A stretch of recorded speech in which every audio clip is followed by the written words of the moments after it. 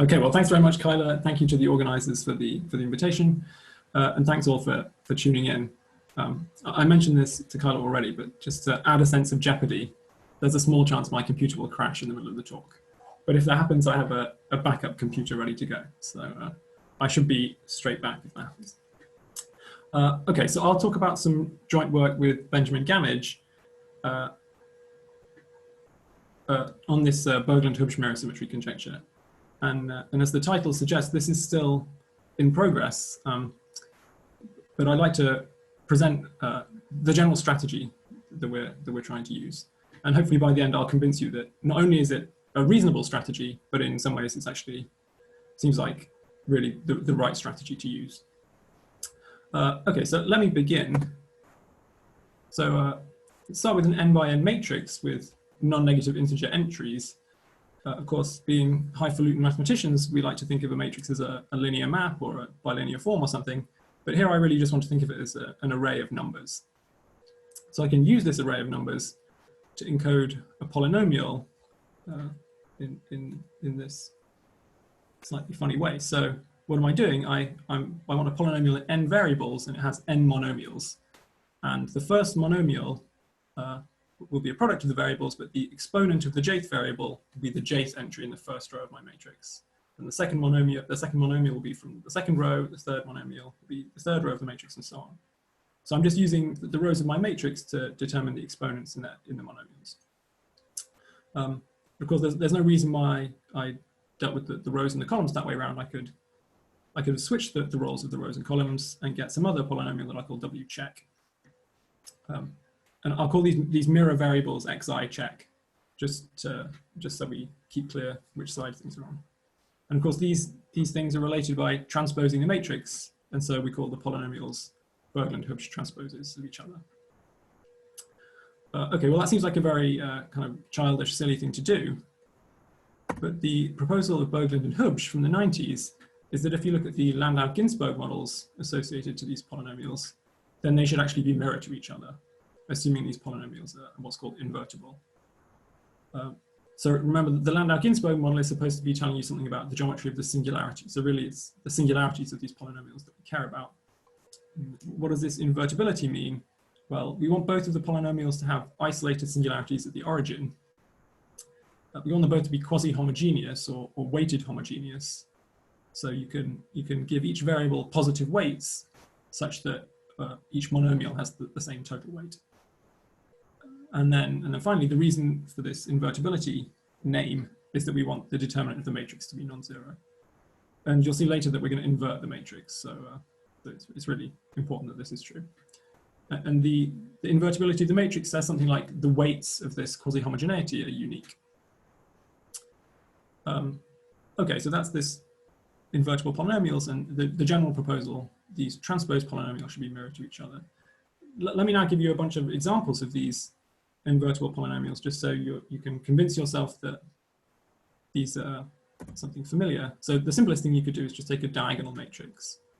So I'll take A to have just diagonal entries P1 up to Pn.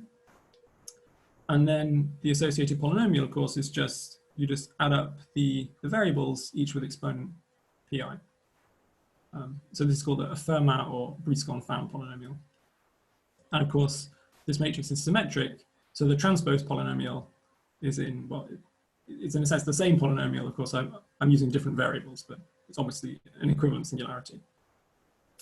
Okay, so these are all quasi-homogeneous, and the weight of the variable obviously should be proportional to 1 over its exponent. And invertibility in this case just means that all the pi are at least 2. So assuming that the p's are all positive, then the matrix is always invertible.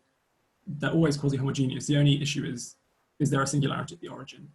And you need all the pi's to be at least 2 for that to be a singularity at the origin.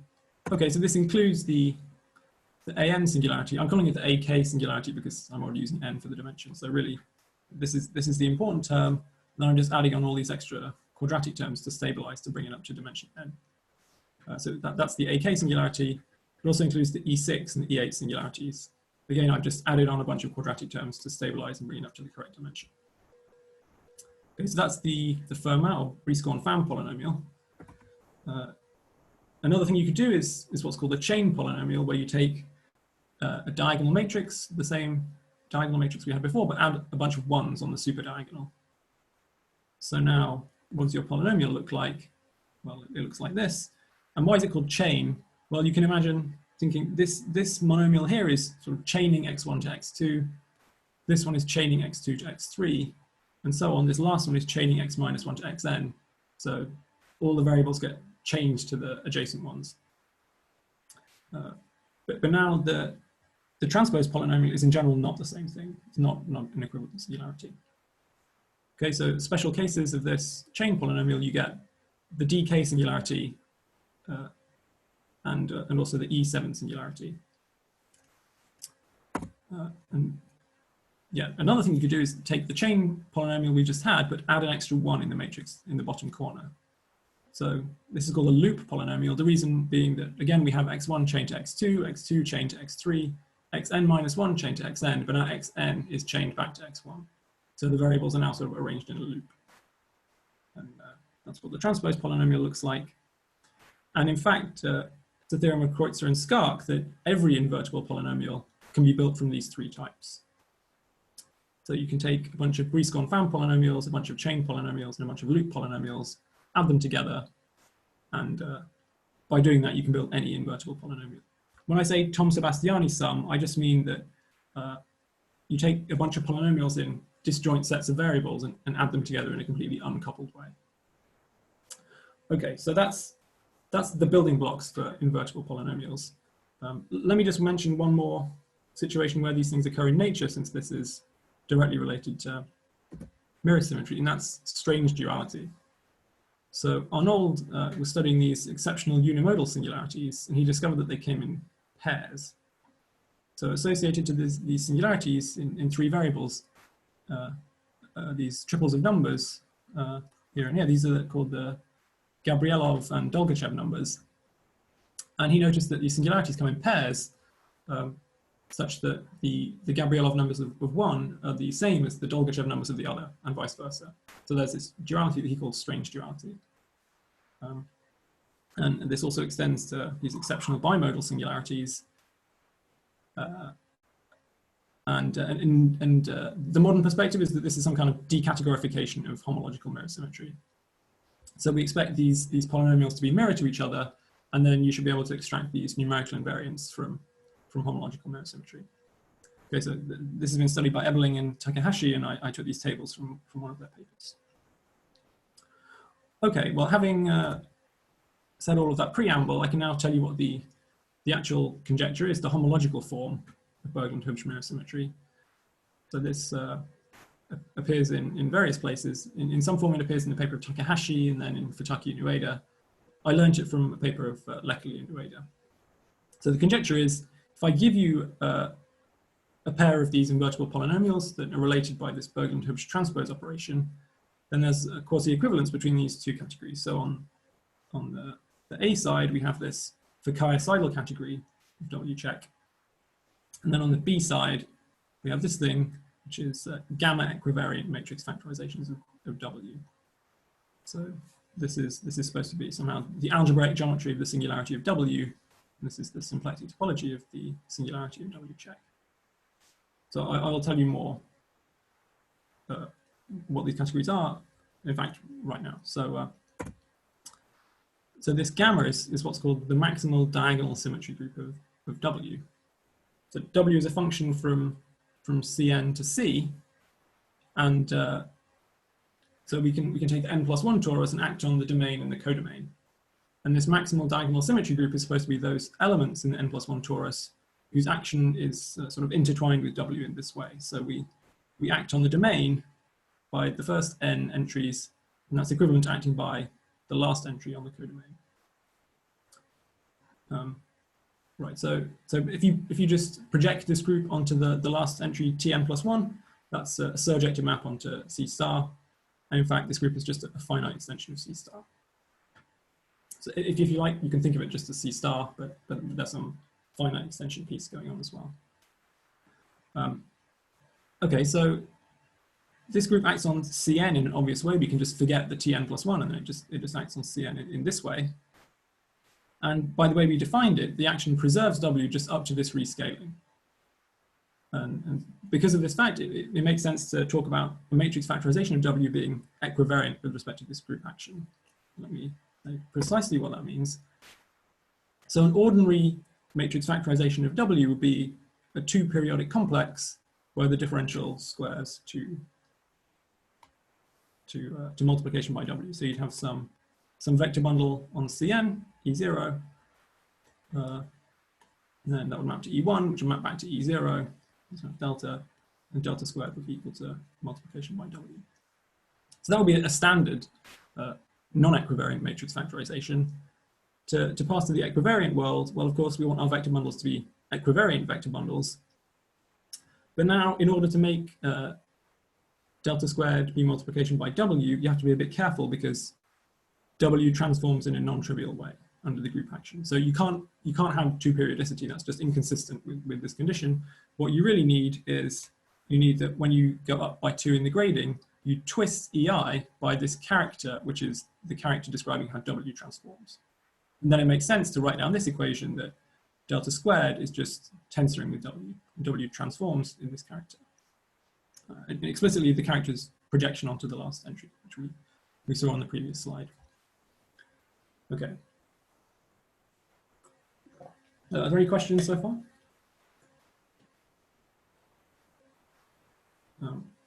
Okay, so now let me just quickly recap what I mean by the Fukaya-Seidel category. I'm sure this is familiar to many of you, but I wanted to spell this out, firstly, so that everyone's on the same page, but also because later on I'm going to switch to a slightly different definition.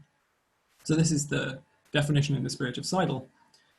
The objects in this Fukaya category are exact Lagrangians in Cn, whose projection under this map W check looks particularly nice. So what does it look like? It looks like a compact piece, which I've drawn as this blob here. And then any non-compact piece has to be just rays that go outwards. Okay, and these rays have to avoid the positive real axis, which I've drawn in red. Okay, and over this blue thing, so I'm saying L has to project to something that looks like this blue picture. Over the blue picture, it has to be fiber-wise compact. So really you should think there's a compact piece of my Lagrangian that lives over here, and then over each ray, there's just some compact Lagrangian in the fiber that I'm parallel transporting along this ray, which then connects up to the body of the Lagrangian here. Okay, and morphisms between K and L is just Floer cochains between K and L, but I have to do this, this funny wrapping of K. So what do? I look at the projection of K to the base under this map W check, and I take the legs and I just wrap the legs round anti-clockwise until they hit this line. So I wrap them so this leg starts to look like that. And then this leg I wrap so that it looks like that. And then this leg I wrap so it looks like that. So that's how I wrap things in the base. Of course, I want to lift that to a wrapping of the upstairs Lagrangian K in the total space. But I just do that by parallel transport. Okay, cool. So that's the flavor of Fukaya category I have in mind. As I say, I'm sure this is familiar to many of you, but just wanted to get everyone on the same page. Okay, so remember our conjecture is that this Fukaya category of W check should be equivalent to these graded matrix factorizations, and this has actually been proved in some cases already. So in 2011, Futaki and Ueda proved it when on the A side you take a type A singularity or a type D singularity, or any Tom-Sebastiani sum of these things. Okay, so their proof holds in any dimension, but for sort of the simplest singularities. And then last year, in joint work with Matt Haberman, we proved the conjecture in sort of the opposite sense. We proved it in the simplest dimension, but for any singularity. Okay, so although these results are kind of orthogonal to each other, the proofs are of very similar flavor, and they're both indirect. So we don't directly show that the Fukaya category is equivalent to this matrix factorization category. We show that each one separately is equivalent to modules over this certain equivalent relations, but it's the same quiver in both cases. So the strategy of the proof is kind of familiar by now, which is that you take your your polynomial on the A side and you morphify it. So you add some small perturbation to the polynomial so that the singularity, which was very complicated, splits into a bunch of Morse singularities. So we get a Lefschetz vibration. I'm drawing my Lefschetz vibration like this. The crosses are supposed to be the critical points. And again, I've marked the positive real axis here. And the number of critical points I've called mu. That's just the Milnor number of W check. By definition, the Milnor number is the number of critical points you get once you've morphified. Okay, so I've morphified W check. I've got a Lefschetz vibration. Now what I can do is consider the Lefschetz thimbles. So I can take rays in the base that go into the critical points. And then over any point on this ray, there's a vanishing cycle, which gets crushed down to a point when I crush down to the critical point when I go into the critical value. And so the Lefschetz thimble is the thing that fibers over this ray with fiber the vanishing cycle. So it's just some Lagrangian disk that goes down to a point in the critical fiber. Okay, and Seidel showed that these Lefschetz thimbles give you a full exceptional collection in the Fukaya-Seidel category. So they split generate it, and there's only morphisms in one direction. I mean, the fact that there's only morphisms in one direction is kind of obvious in the sense that when I compute hums from delta 1 to delta 2, I wrap delta 1 so it looks like this, and now it obviously intersects delta 2. Well, maybe it doesn't intersect in the fiber, but it certainly intersects in the base.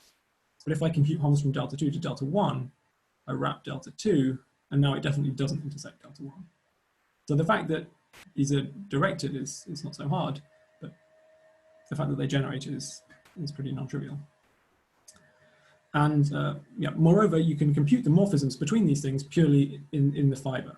So the reason being that if I take this, if I compute hums from delta 1 to delta 2, I wrap it round, and all the intersections live in a single fiber.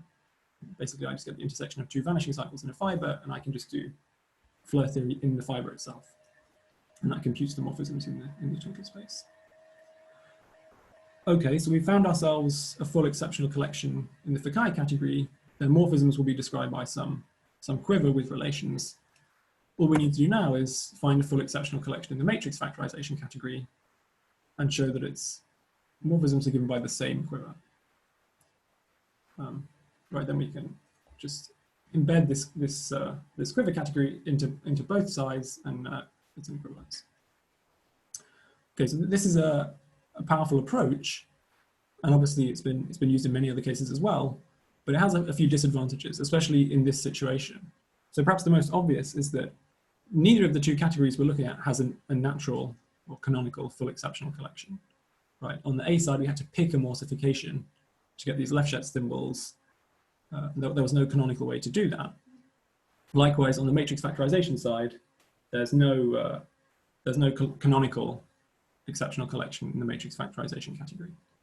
So even once you've found full exceptional collections in both sides, there's no guarantee they're going to be the same ones. And it can be kind of fiddly and difficult to actually make sure they match up. Okay, the second objection is, well, somewhat related, but maybe more aesthetic, which is that in order to morphify this function, you have to break its symmetries. Right? We're in this situation where W check is quasi-homogeneous. It has this huge symmetry group, but you can't be sort of generic in the sense of being Morse and also have all these symmetries. They're just not compatible with each other. So if you want to morphify it, you've got to break the symmetries, but obviously it would be nice if we could preserve the symmetries and then use them somehow. And the third objection, which I already mentioned, is it doesn't actually give us a functor from the Fukaya category to matrix factorizations or vice versa. It just embeds some other category in both of them, which generates both of them. So it's pretty indirect. If I give you some other Lagrangian, it's pretty hard to say which matrix factorization it's mirrored to. And it's not at all clear how canonical this equivalence is either. Right? If two people go away and come back saying they proved the Fukaya category is equivalent to matrix factorizations, there's no reason to think that the two equivalences they've written down are the same. So ideally, we'd like to try and address these problems. So the one slide summary of our new approach. Well, first, the matrix factorization category does have canonical generators. right? Namely the skyscraper sheaf of the origin and its twists by this group gamma. Okay, so yeah, really when I say O0, the skyscraper sheaf of the origin, I mean the corresponding matrix factorization. So you have to take some resolution of this sheaf, and eventually the resolution becomes too periodic. Not quite too periodic because of this grading, but then you just take that periodic part of the resolution. That's the corresponding matrix factorization. And because I want to work in this equivariant world, I shouldn't just tell you a sheaf. I should tell you a sheaf and a lift of the gamma action on it. So I need to take the skyscraper sheaf of the origin and all of its twists by this group that's acting. But they generate the matrix factorization category, and they're a very natural set of generators. So rather than trying to find unnatural exceptional collections to match up, let's try and find some Lagrangians that match up with this natural generating set on the B side. Okay, so step 2 is to find these mirror Lagrangians. I'll write bold L for these mirror Lagrangians. Really, there's going to be some finite collection of Lagrangians, and this bold L is the sum of them all. Likewise, on the B side, right, we had this skyscraper sheaf and all of its twists. So I should really take the sum of all of these twists, and I'll call that blackboard bold O later. So the collection of all these twists will be blackboard bold O when I've summed them up, and I've got these mirror Lagrangians, which I sum up to get this bold L. Right, and it will turn out, because of the way they're constructed, these mirror Lagrangians will carry an action of the character group of gamma W, because of the way we construct them. Now, using this object L, you can build a gadget called the localized mirror functor associated to it. So this is some kind of Yaneda functor. I'm basically taking HOMs from L into a test object. And that produces to me something, and if you do this in an appropriate way, I'll give more details later, you actually get a matrix factorization. And the fact that we had this character group acting here tells us that we in fact get an equivariant matrix factorization. So this localized mirror functor, as I said, it's some kind of family Yaneda map, and it originated in these papers of Cho, Hong, and Lau. But this sort of graded version is really a new ingredient. Okay, and then the final step is to show that this functor we wrote down is actually a quasi-equivalence. Okay, but as you can see, we didn't pick any. We didn't have to pick any sort of arbitrary generators. We started with these natural generators, and we actually got an explicit functor from one category to the other. And we're going to do this in a way that preserves all the symmetries. We're not going to have to break any symmetries. Okay, so before I go into more details on this, let me just talk about some related results. There's been quite a lot of activity around this conjecture in the last couple of years. Maybe before you go on, I think there's a question in the chat from Hiro. Sure. Is Hiro, are you gonna? Yeah, Hiro, do you want to just unmute yourself, or I can read the question? Ah, I see. I'm reading Hiro's question now. So yeah, I think if you know, so Hiro's question is, does the fact that the equivariant matrix factorization category is split generated by the skyscraper sheaf, does it follow from Dykcerhoff's theorem, which is the non-equivariant version, or is there something difficult to prove? So the simple answer is, I think if you know how to do these things, there's nothing fundamentally hard about it. But yeah, I'm very much not an expert on this. So I think if you know how to do this stuff, there's no major new ingredients. I think that's fair to say. But you have to do a little work. Yeah, one paper where it's written down is Polishuk and Weintraub. They write this down in detail. Yeah. Okay. So I also have a question. Actually, are the Lagrangians, these mirror Lagrangians, are they canonical in any sense, or is it only that they're sort of matching the? They're kind of canonical. Hopefully, you'll see. Yeah, they're sort of canonical. The way you construct them, there are basically no choices in the construction. Yeah. Hopefully, this will become clear later on. Yeah. Okay. So in terms of the standard strategy of proving mirror symmetry, these full exceptional collections play a big role.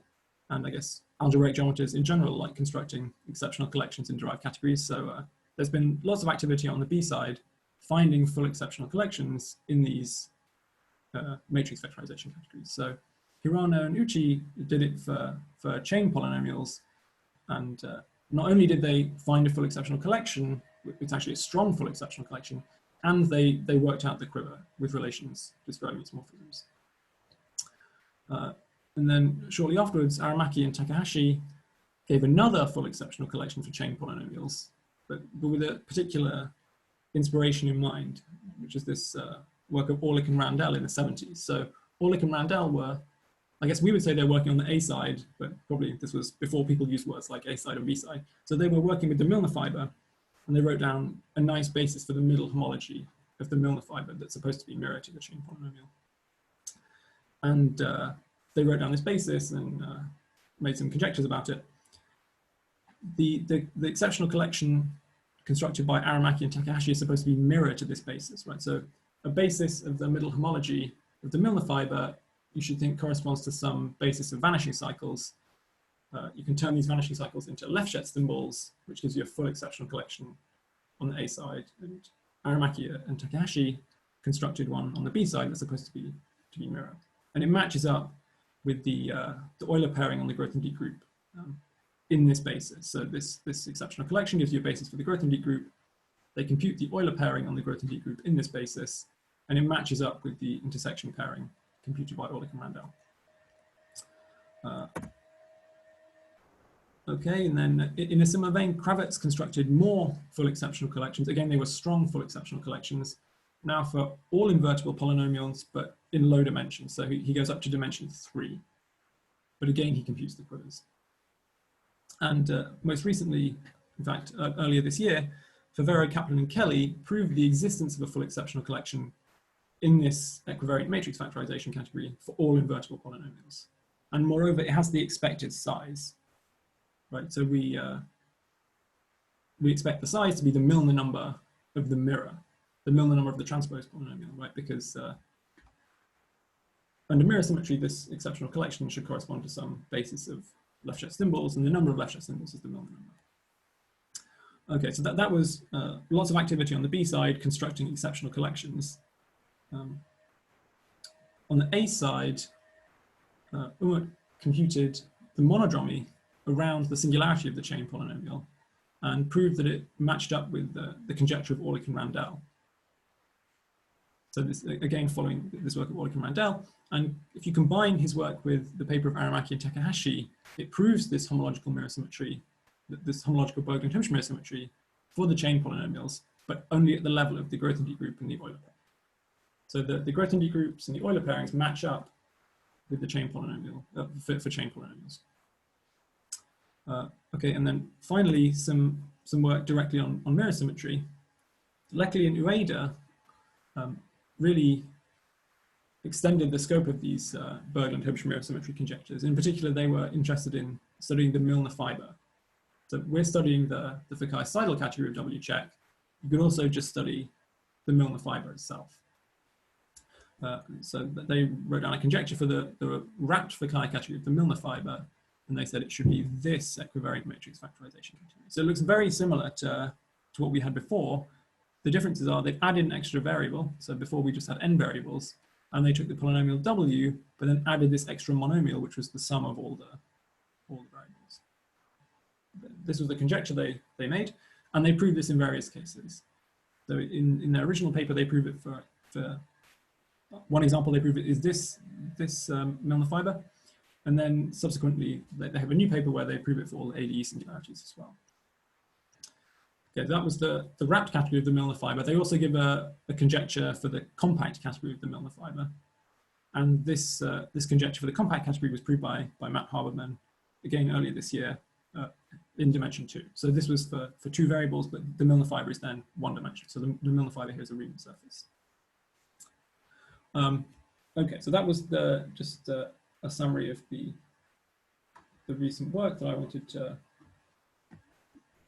discuss.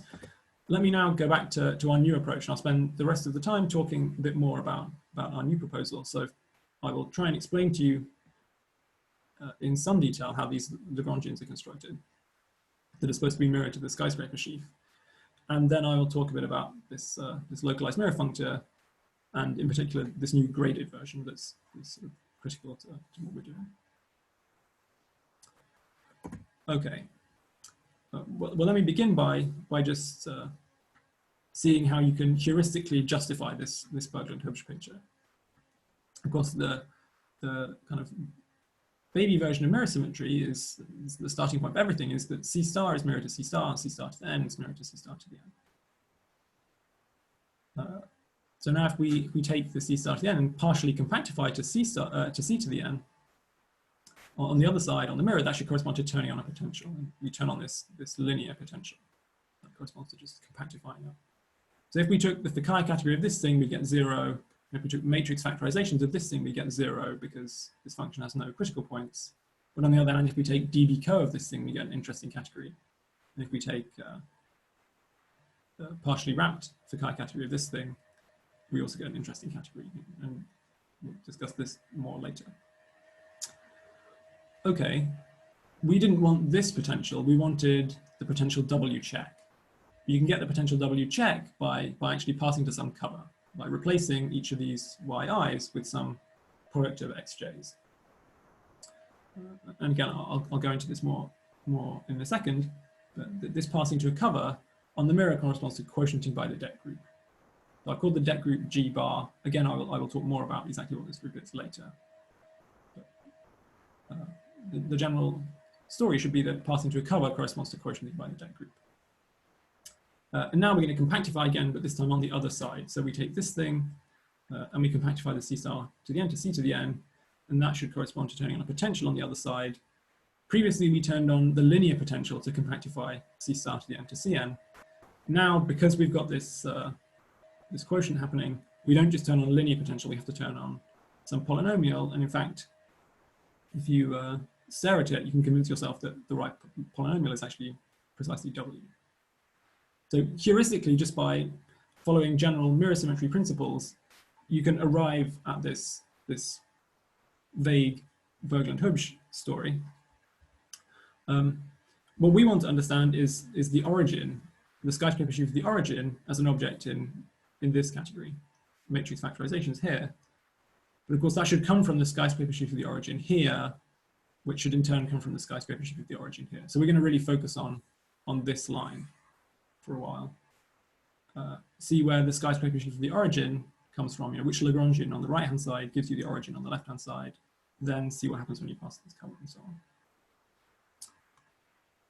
on. Okay, right, so as I was just saying, the second line of that mirror symmetry equivalence I just wrote down was that dB co of Cn should be this category. It's not quite a Fukaya-Seidel category, I suppose, because this is non-compact, but sorry, it's, well, yeah. It's non-proper, but it has a partially wrapped category. And you can ask, where does the skyscraper sheaf of the origin go under this equivalence? Sorry, Jack, can I ask a question? Yes, please. Can you go back to the previous slide? Yes. So, sorry, are all the W's that in this conjecture, do all the W's in this conjecture appear in this way? I think so.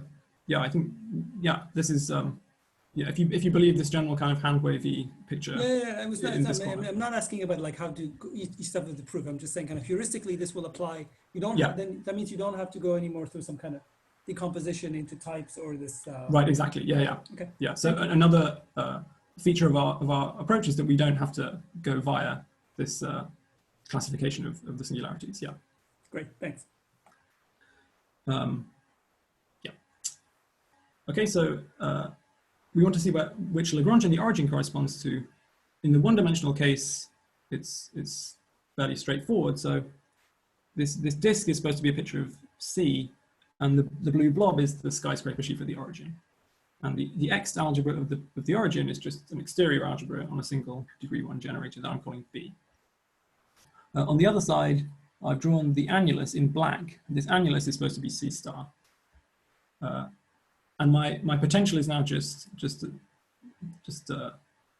y1 check, and so the stop is just this single point at plus infinity. So that's what my red dot indicates. That's my stop, and then I can consider this Lagrangian, which I'm calling L0, just the blue arc that loops around the stop. Okay, So what are the endomorphisms of this blue arc? Well, it has an identity endomorphism. But more interestingly, there's this endomorphism which I've called B, which has degree 1. And it just, well, either you can think it corresponds to this RAID chord that starts on this leg of the Lagrangian and goes around to this leg, or you can think I actually genuinely wrap this blue Lagrangian so that this leg gets wrapped around to intersect the previous leg. Okay, so you can either think I wrapped and gained an intersection point, or I just use this RAID chord itself as a generator. And it's clear from this picture, this generator will square to 0. Right? Once I've followed this RAID chord around to this side, I can't go any further. There are no other morphisms. So yeah, this Lagrangian L0 is mirrored to the origin, and you've just seen explicitly that their HOMs match up. Okay, now to go to higher dimensions, an obvious thing to do would be to try and use some kind of Kunith formula, because the origin in Cn, you should think it's just the product of the origin in each factor. So that means we want some kind of Kunith formula on the right-hand side, and this really means we need a more flexible definition of this Fukaya category on the right-hand side. So the one I outlined earlier was in the spirit of Seidel's original definition. Now I want to move to the approach of Gammage and Schender and Zach Silva and others in the spirit of partially wrapped Fukaya categories.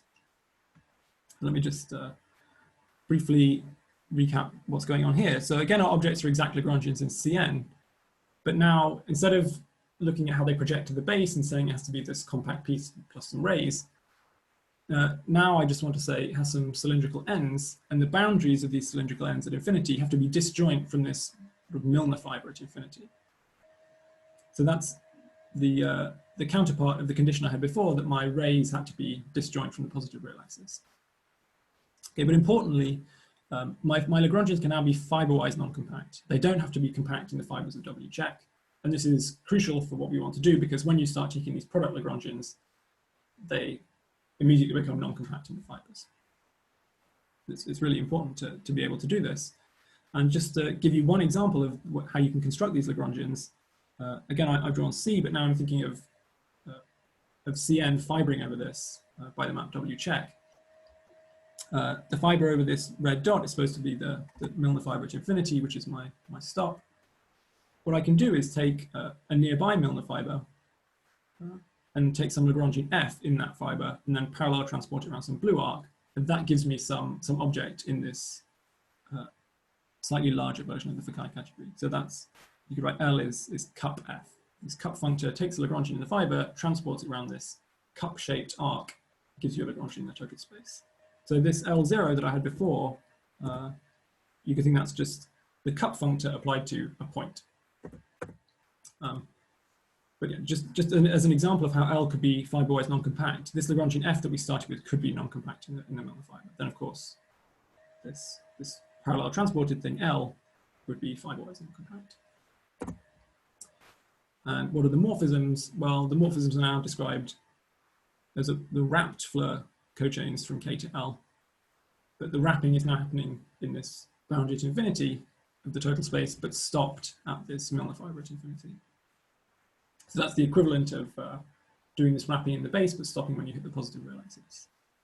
But let me just remark, although this is on the face of it different from the earlier definition, they're equivalent as long as you don't mind completing with respect to cones and idempotents, because both of them are split generated by the Lefschetz symbols. So both of these categories are just, once you pass to perfect complexes, they're just perfect complexes on the subcategory given by the Lefschetz symbols.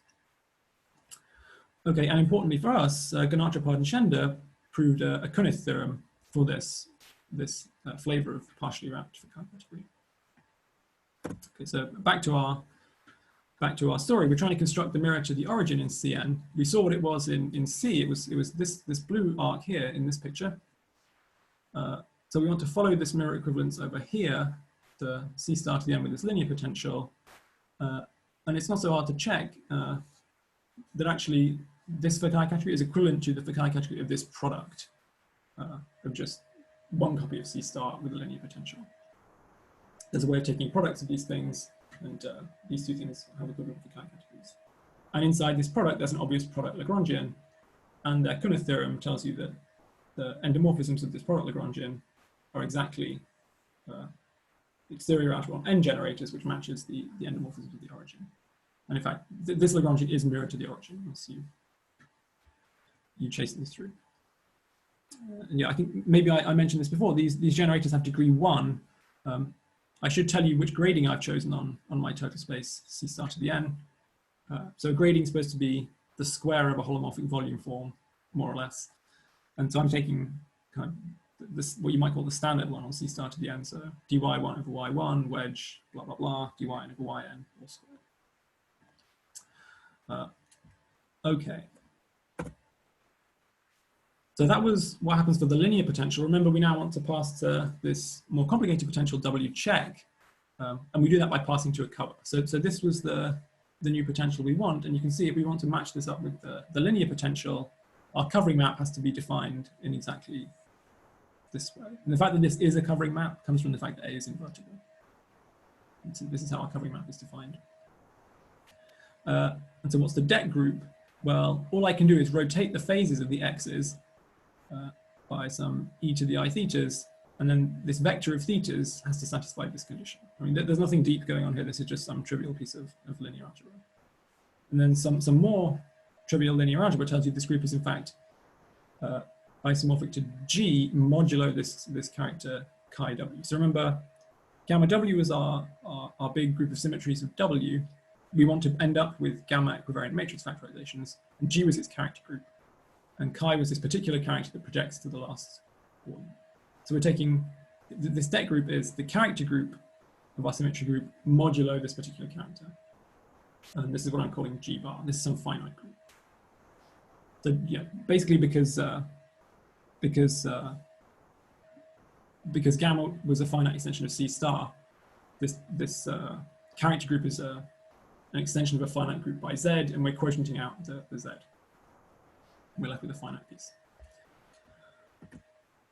Okay, so now we take this Lagrangian in here that we just constructed, the product Lagrangian that we constructed via Kunath, and we can lift it under this covering map. And the number of lifts we get is, of course, the size of the det group, which is just the determinant of the matrix A. And fairly obviously, these lifts form a torsor for the det group. So now we introduce this bold L notation that came up earlier, which is just going to be the sum of all these lifts.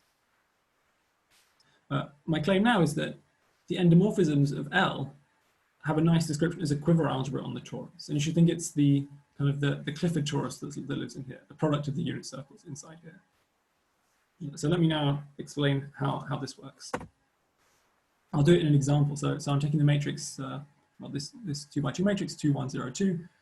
And this is the corresponding polynomial, x1 check squared plus x1 check, x2 check squared. Okay, so we saw already that the product Lagrangian, its endomorphisms are like an exterior algebra on 2 generators.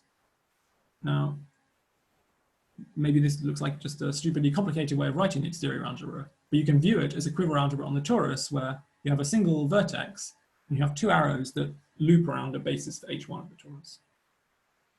Okay, so my exterior algebra is the path algebra on this quiver where I put the arrows in degree 1 and I impose the condition that they graded commute and square to 0. I guess that follows from graded commutativity because let's work over C. Okay, then we wanted to pass to this cover. What does passing to the cover mean? It means we apply the matrix A transpose inverse. Yeah, I guess it may be not totally immediate to see why that's true, but you just, again, you do some trivial piece of linear algebra. So this is the matrix you have to apply. What happens, our blue dot becomes 4 blue dots. It has 4 pre-images, and each of the arrows has 4 pre-images. This vertical arrow becomes a vertical arrow of half the length, and this horizontal arrow now becomes in the direction 1/2 minus 1/4. But I'll call all the lifts of B1, I'll just still call them all B1, and all the lifts of B2 I'll just call B2. So now the endomorphisms of L are described by exactly this quiver. And again, they graded commute. Okay, so that was working in C star to the n with the potential W check. What we actually want to work in is Cn with the potential W check. We can take our object, bold L that lived in here, and just view it as living in here. And it should be the case that when you pass from C star to the n to Cn, you just turn on some deformation of your endomorphism algebra, right? This thing in Cn should be counting the same holomorphic disks as this thing in C star to the n, but then some extra disks that hit the coordinate axes that we couldn't include before. But actually making this precise is somewhat fiddly, and it is one of the steps that we're still trying to figure out the precise details for. But assuming this really is just a deformation of this, this algebra we just computed, this quiver algebra on the torus, you can check that just for degree reasons, there's just actually no room for deformations at the cohomology level. So there can be deformations of the higher A infinity operations, but just in terms of the product, there's no space for deformations. So that's why I'm using this capital H. The capital H is supposed to denote cohomological morphisms. So the cohomological endomorphisms of L in Cn should be the same quiver algebra that we just saw. And reassuringly, if you go to the equivariant matrix factorization category, look at the sum of the twists of the origin, its endomorphism algebra is exactly the same quiver algebra. So that's a good start. Now I just want to talk about gradings for a second. I know gradings is usually a kind of technical issue that you don't want to hear about. But in fact, in this case, I think the gradings are pretty important. And in fact, it was this grading calculation that really convinced me that this is a strategy worth pursuing. So remember, we started with this product Lagrangian and then looked at its lifts under this covering map. And its ungraded Lagrangians, we saw they formed a torso for the deck group. There's nothing particularly interesting there. Once you think of them as graded Lagrangians in C star to the n, yeah, I should have highlighted the word graded there. Before we were looking at them as ungraded things, if you want to look at those graded Lagrangians, they form a torso for the same group, direct sum Z. Right, so there's still this G bar grading, which you can think is kind of internal, but then there's this homological Z coming along as well, because we're now looking at the Lagrangians with all possible choices of gradings. And as before, we're using the standard grading on C star to the n. But now we want to compactify and view these Lagrangians as living in Cn. We have to change our grading. We have to get rid of the denominators and use this grading instead. So now things change. Now the graded Lagrangians are not a torso for this direct sum. The homological grading gets somehow woven together with the internal grading. So the graded Lagrangians in Cn are actually a torso for this group, which are called G twiddle. So it's Z plus G, but now we're not just modding out by 0 chi, we're modding out by 2 chi. So maybe this seems like a trivial point and maybe not obvious, but let me just draw a picture and then it'll become clear what happens. So here's what happens in one dimension. I can just tell you what all these groups are and hopefully everything will make sense. So again, here's my disk, which corresponds to C. I'm taking the polynomial x1 check cubed. So my stop is now 3 points on the boundary. They're the red things. And the lifts of my Lagrangian L0 are just these 3 blue arcs. Right? I lifted the blue arc we had before under the x goes to x cubed map. Okay, and then my transpose polynomial is just x1 cubed. Okay, so let's just go through all these groups in turn and see exactly what happens. So gamma W is supposed to be diagonal symmetries of W. So we're supposed to look at how can you rescale x1 so that W also rescales. Obviously, you can just multiply x1 by any scalar t, and W transforms by t cubed. So that's not so exciting, it's just a copy of C star. We said in general it's a finite extension of C star. Here it just is C star on the nose, generated by this t.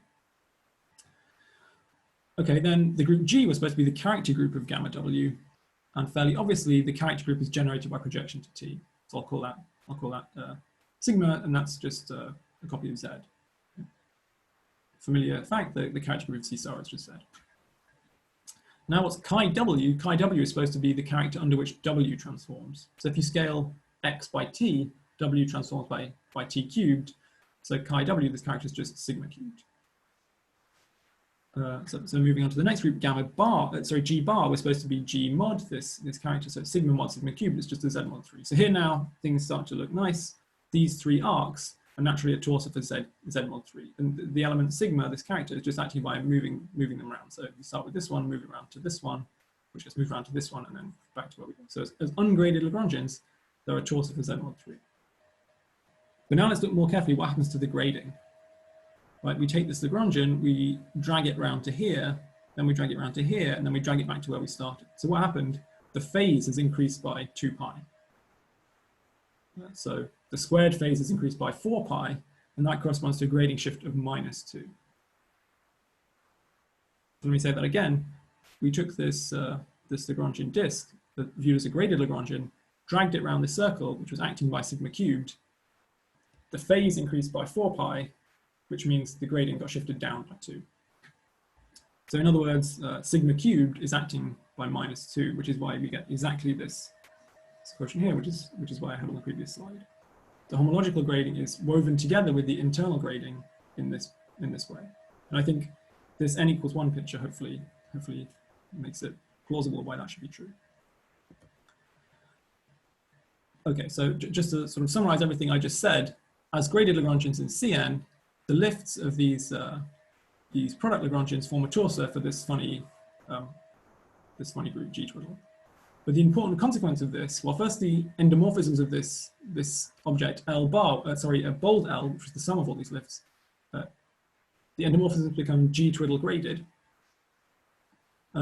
More importantly, the Yoneda modules become relatively G twiddle graded. So by relatively G twiddle graded, I just mean that if you give me a morphism, I can't tell you what its degree is, but if you give me 2 morphisms, I can tell you what their difference in degrees is. And then to make this relative grading and absolute grading, all I need to do is to choose a base point for this torsor of graded lifts. So I just need to pick one of my lifts of this product Lagrangian, pick a grading on it, and declare that one to be my base point. And then I get absolutely G twiddle graded modules. Okay, so this choice, this choosing the base point for the torsor, is the only ambiguity in our construction. If you make a different choice, you just change your mirror functor by a grading shift and a twist by a character. So to recap, we used this Kunith theorem to construct these product Lagrangians in C star to the n, which are mirrored to the origin in Cn. Then we passed to a cover, which was acted on by this det group, G bar.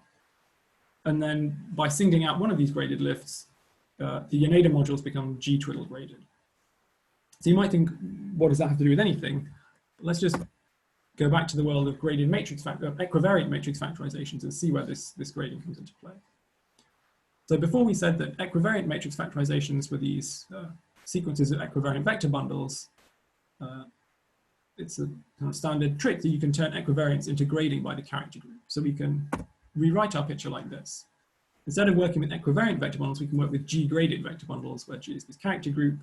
Now tensoring by a character becomes the grading shift, and the delta squared is now just multiplication by W. Okay, so our equivariant matrix factorizations we can view as graded matrix factorizations. And this condition here is precisely telling you that the G grading is intertwined with the homological grading in exactly the right way, exactly the way that we saw before. So if you take this total complex, you add up all of the graded pieces, you get something that's naturally G twiddle graded, which is very nice. Okay, so where have we got to so far? We saw that the Yoneda modules associated to this object bold L are the G twiddle graded chain complexes at least, right? They have a flow differential, and the crucial part is this G twiddle grading. And we just identified the matrix factorization category with G twiddle graded complexes satisfying delta squared is W. Here our complexes satisfy D squared is 0. So what we need to do now is just deform the differential here to make it square to W, and then we've got a functor from the Fukaya category to graded matrix factorizations, which is exactly what we want. And there's a standard way to deform your differential, which is by turning on a weak bounding cochain. So what we want to do is pick some class B that's a degree 1 endomorphism of L, and we're going to tensor up to allow ourselves to include some formal variables xi as the coefficients, and we want it to satisfy this Moore-Cartan equation. So the sum of the A infinity operations with this class plugged in everywhere is some scalar times the identity. And really, to get delta squared is W, we want that scalar to be W. This looks like an infinite sum, but actually for grading reasons, it's just finite. Okay, so recall we have this picture for the endomorphism algebra. There were these nice BIs, these nice generators. There's a kind of obvious candidate to write down for this bounding cochain B, which is the sum of the BIs, but with an xi in front of BI. So it's x1 B1 plus blah, blah, blah, to xn Bn. It's a degree 1 thing, and we've tensored up by these variables. And you can check that just for G twiddle grading reasons, that completely, well, almost totally determines what's going on here. So when you take this sum of the A infinity operations with B plugged in, you have to get some scalar times the unit. So you have to get a weak bounding cochain. Really, we want this scalar to be the polynomial W. That's not quite pinned down by gradients, but what is pinned down is that this scalar, some polynomial P, all the monomials appearing in P have to be monomials in W. So P is just some kind of subset of the monomials appearing in W. And that it's sort of easy to convince yourself heuristically that all the monomials should appear. Let me just show you why. Again, back to our favorite n equals 1 example with our three Lagrangians. Here are these maps B1 that go from each Lagrangian to the next. These red chords are morphisms. There's a green disk here that's bounded by these Lagrangians and the red chords. That gives us a mu3 operation, right? It tells us that mu3 of B1, B1, B1 is just the unit, the identity morphism on this object, fold L. And all of the other mu k's vanish. So that precisely tells you that this B I wrote down is a weak bounding cochain and its potential is exactly the right thing. In general, in high dimensions, the same heuristic picture works, but actually proving that it gives you the right potential, well, that's another thing that we haven't quite pinned down yet. Okay, so now we need to finish off the proof. So what do we have? We have this Yaneda map, but now we've added this weak bounding cochain. So instead of landing in just complexes, it actually lands in matrix factorizations. So assuming that this potential P has all of the monomials we want, it's actually just equal to W, we land in exactly the matrix factorization category we want. And this construction is called this localized mirror functor, as I said before, originated in some papers of Cho, Hong, and Lau. And you can use a spectral sequence to show that our object L gets sent to exactly the sum of the shifts of the origin. And these shifts of the origin are known to generate, which I already mentioned earlier, Dykcerhoff, Orlov, Seidel, Polishuk, Weintraub, many other names I could write here. So L is sent to this generating object. All we need to check now is that L split generates the Fukaya category, and that follows by an automatic generation argument in the spirit of Scheele's automatic generation paper.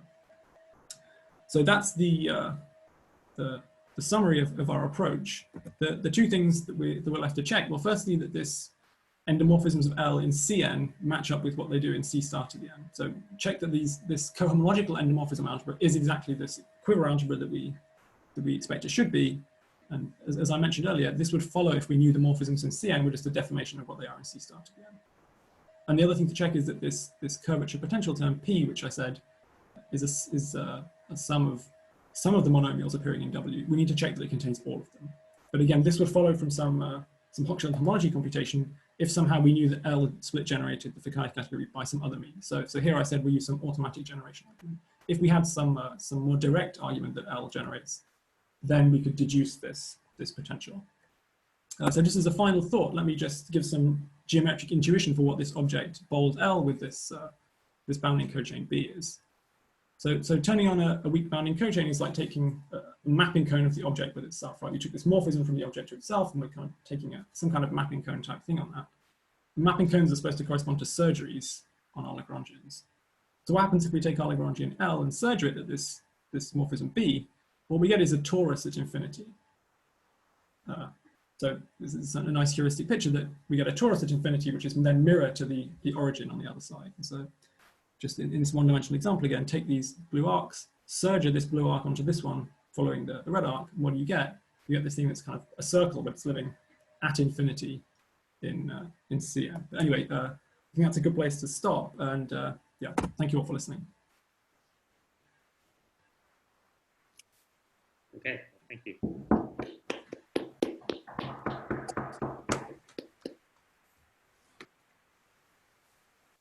So I think there's at least one question in the chat. Marco, do you want to go ahead and unmute yourself?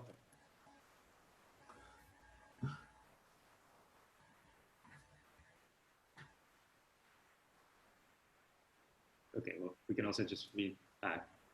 Okay, so Marco can't unmute. Okay. So Marco asks, I mentioned this Arnold-Strange duality.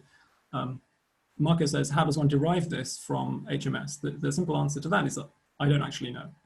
So this may be in the work of Ebeling and Takahashi or others. But yeah, the simple answer is I don't know. Maybe it's known, maybe it's conjectural. Yeah, it's probably known, I guess, given that it's in low dimensions and things are pretty well understood. Yeah, there's a Umut says he would like to say something. Yeah, so we're also, it's thank you for the talk. It's not really a question. We're also working on proving homological mirror symmetry for just chain type polynomials with Polishuk. Mm-hmm. And I mean, I think we actually proved it, but since well, since no one seems to be inviting us anywhere, I guess no one will see it until we publish the paper, but just wanted to point that out. Sure, okay, yeah, thank you. Yeah, I think several people are working on this, and obviously you had this earlier paper on the A side for chain polynomials. Similar thing, but it's not, yeah, it's, I mean, from the A side, it's a similar kind of technique, but there's also a B side now. Uh-huh. Okay, great.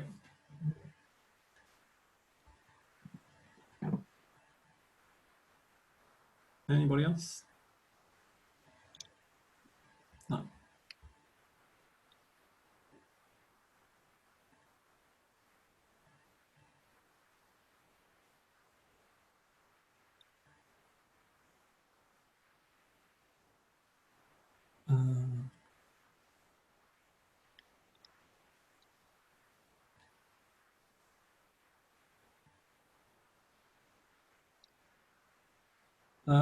Yeah, so I have to say I didn't go to Denis' talk, embarrassingly. So I'm not sure I can give a good answer to this question.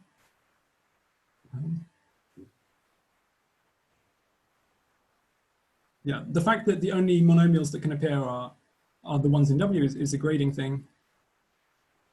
Morally, it's some kind of homological thing saying the boundary of the putative disk has to be an actual cycle on these Lagrangians that bound the disk in CM. So it's really like on the algebraic level, it's a grading condition, but really it's saying topologically there could be a disk there.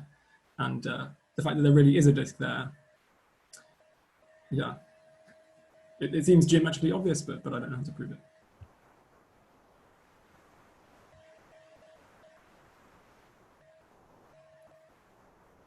Sure. Let me fit it in my chat. I mean, Shield's result was independently proved by Fumihiko Sanda. Yeah. And I think somehow it's slightly unfair to that he doesn't get cited. Yeah, no, thank you. So anyway, let me put it in the chat in case people. Yeah, my bad. No, it's okay. And I don't completely understand, you know, this idea of you take home with a Lagrangian, you know, you take a test Lagrangian and you use your nada to define the functor to the other side. I mean, you know, it was, I don't quite know what to say, but it was rather explicitly used by Nick Sheridan, who exactly identified this immersed Lagrangian in the pair of pants and said it's mirrored to the skyscraper sheaf of point, you know, to the point on the other side that's the you know, most singular point of this mirror space, and whose formal neighborhood essentially thickens out to the whole space. So that's another place where I feel like, you know, credits to you know, who originated with the idea are not exactly appropriately given, but sure. Okay, yeah, I'm very happy. But anyway, Nick can take care of himself. But I feel in Sanda's case, this is not something that I feel like it's not sufficiently well known, and and you know, since he's young, I feel like it's more of an issue to say it. So. Yeah. Thank you very much for pointing that out. Yeah, apologies. No, you don't have. I mean, it's okay. You're not the only one. So.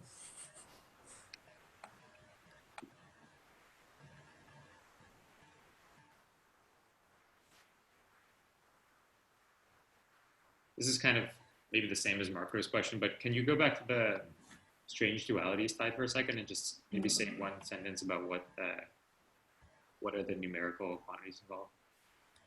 Okay, so yeah. So yeah, I haven't really thought much about this at all, but these are called the Gabrielov numbers and the Dolgachev numbers. Yeah, I don't have a good understanding of what these actually are. I think one of them comes from taking this matrix factorization and instead viewing it as sheaves on some stack. and then somehow the stackiness at the stacky points gives you one set of numbers. I think that's the idea for one set. I'm not sure what the other set is. But I think if you look in these papers of Abeling and Takahashi, they will.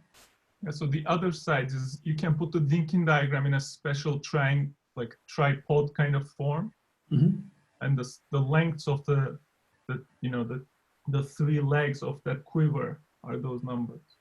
Okay, great, thank you. If you look at the Arnold singularity theory book, there's also an explanation going back, like spelling it all the way down to an identity involving hyperbolic triangles. Oh wow, okay, great, thank you.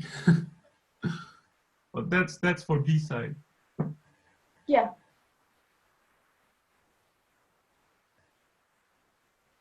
And I guess the question is does anyone have the expectation that these numbers can be just extracted from an infinity category, or do you expect these additional?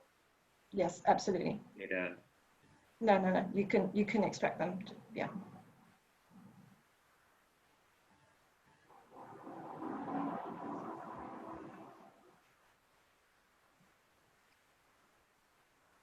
So any other questions for the speaker?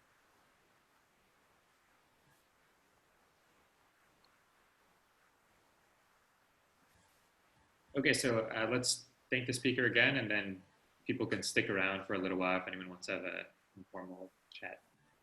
Thanks again.